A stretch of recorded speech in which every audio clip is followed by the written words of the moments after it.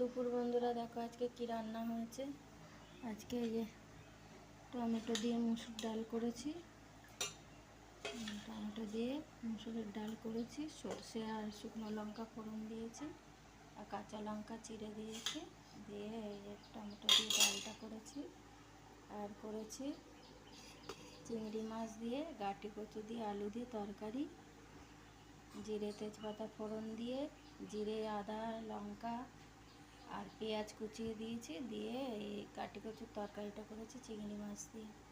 এটা আগের দিনের চাটনিটাই ছিল।